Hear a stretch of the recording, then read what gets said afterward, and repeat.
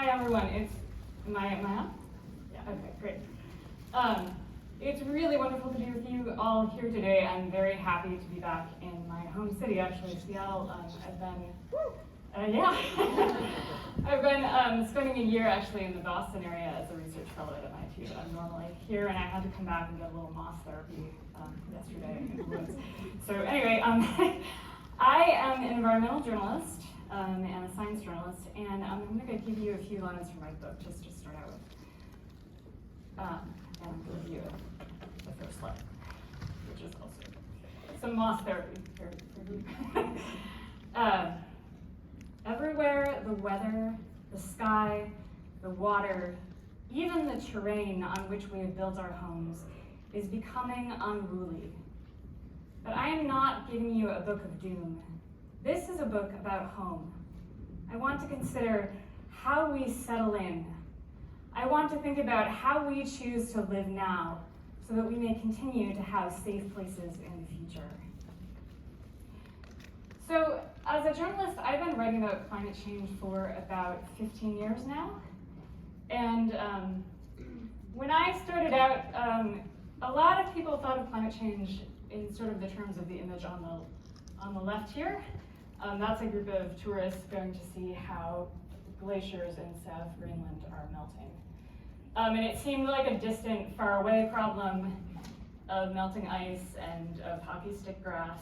And more, unfortunately, in our world now, it starts to feel a lot like the other image, which I took in Seattle here in 2018, when thick smoke descended on the city from wildfires in British Columbia and from the east side of the mountains, and we've been getting this kind of smoke year after year. And unfortunately, a lot of the country had experienced this kind of smoke this past summer when Canadian wildfires were so bad. We are all more and more living in a world that's unruly. We had here in Washington in 2021 an unprecedented heat wave where Seattle hit a shocking record high temperature of 108 degrees. And 2023 broke records for the number of billion-dollar weather disasters in the United States. And all of us, and especially young people, I think, are feeling the sense of uncertainty and unruliness and anxiety about what the future holds for all of us. Stories, I'm a storyteller fundamentally, that's what a journalist does. Stories are how we make sense out of chaos and crisis. And a classic story structure describes what happens when a hero enters a new world. And so right now, all of us are entering a new world. And stories help us understand how we navigate unfamiliarity and change and crisis. But in this moment in human experience, we are facing a strange world even if we haven't gone anywhere, even if we haven't ventured into a new place. Some scholars even believe that we are dealing with a new kind of homesickness because everyone is beginning to feel how the world is changing around them, the weather is changing, and making places that we live in feel more unfamiliar to us. So I want to tell you about some of the people whose stories became part of my book, and how they can help all of us and also help students make sense of this moment. So this is Carleen Anders. She's a wildland firefighter in Okanogan County here in central Washington. The people of Okanogan County have experienced the worst wildfires in Washington state history, including the Carlton Complex, which was actually almost 10 years ago now in 2014. That was one of the first experiences of the kinds of wildfires we're getting now across the West. The Carlton Complex burned down a home that Carleen's family had built by hand and much of her mother's farm, along with hundreds of homes across the valley and a huge section of Pateros, which is a little town along the Columbia River. And Carleen was out fighting that fire with a team of other firefighters that year, and it was like nothing she had ever seen. It was completely uncontrollable. But afterward, Carleen stood up and said, I need to be here for my community. They've supported me, and so she took charge of a huge recovery effort across Okanogan County and the Methow Valley to help people rebuild their lives and their houses. This is Carleen standing in front of a well that they had rebuilt in Pateros, and they had put an interpretive center there to help educate people about wildfire and about how to be prepared for them.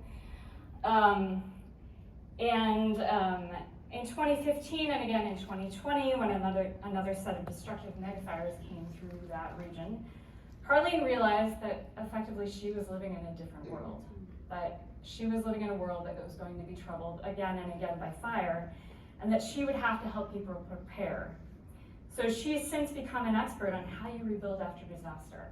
And she goes all around the country to places that have experienced disasters, whether fires or floods or hurricanes or other kinds of crises, and helps them figure out how they put their lives back together.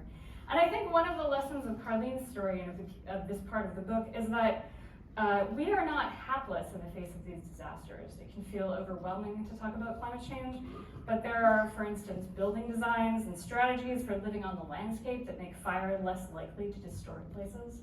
There are ways of managing our forests that we all need to be talking about so that they are more resilient, so that we live in more resilient landscapes.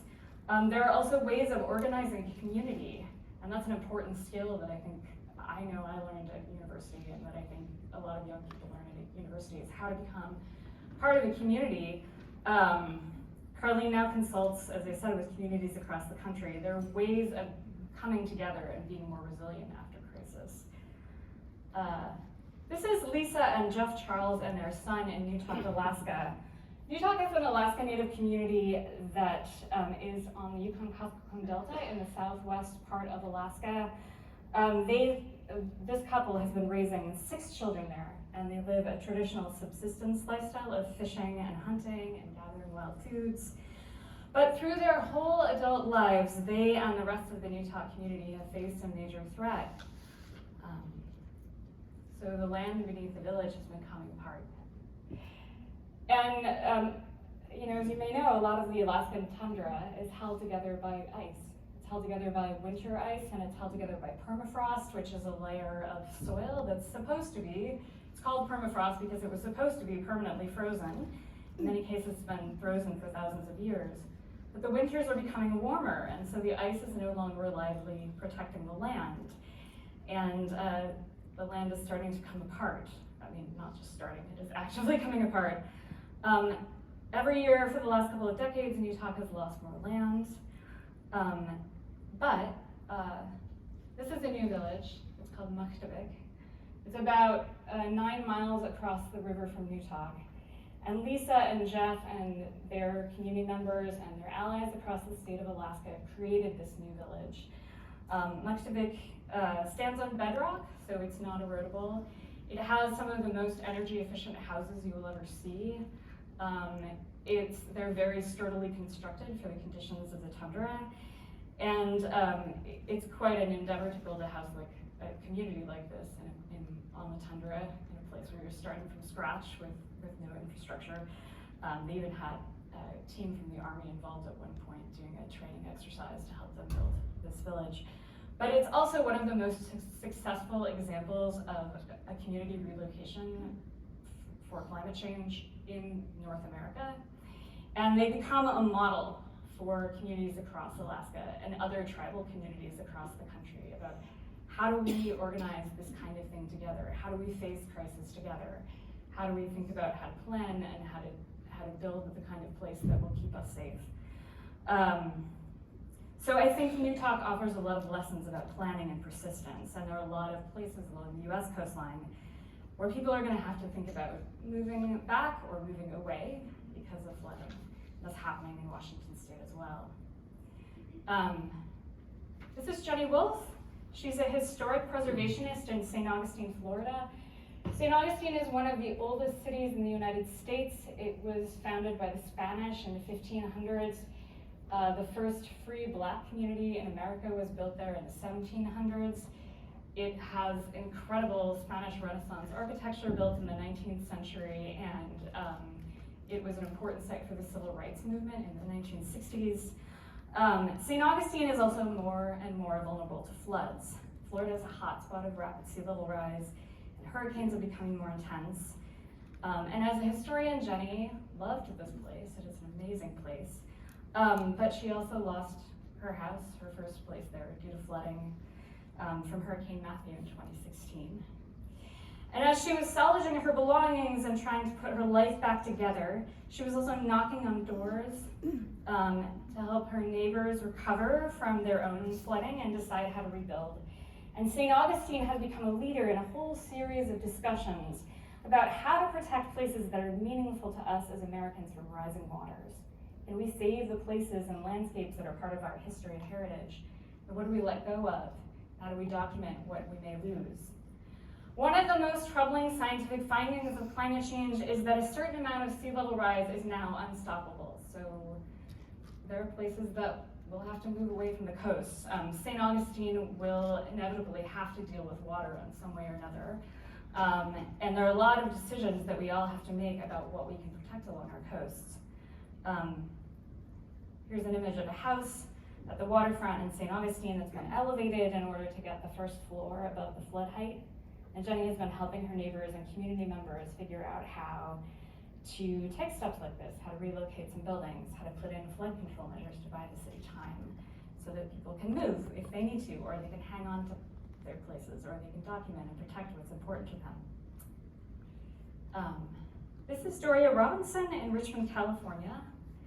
Doria grew up in a historically black neighborhood in this city of about 250,000 people at the edge of the San Francisco Bay.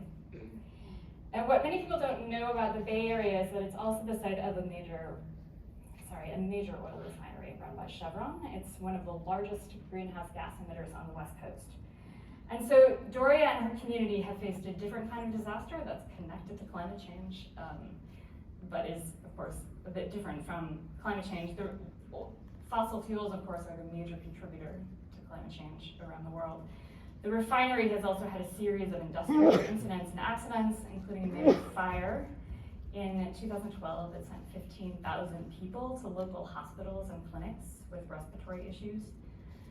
But in the face of all of this, Doria has been trying to help people reimagine what their home could look like. And so she's been cleaning up and remediating soil all over the city and planting urban gardens in these green spaces, and creating a CSA and creating a whole movement. There's some agriculture companies that have actually moved to Richmond, and helping people start small businesses and rethink what this economy can become. And over the years that I've been writing about Richmond, which has been more than a decade now, it's become a much larger conversation about do we really even need to have a refinery here? I see you all, thank you. Is that my 2 minutes left, Mark? Okay, great. Sorry. Do we even need to have a refinery here? Can we become part of the movement can we be a force in transitioning this country to becoming a greener economy?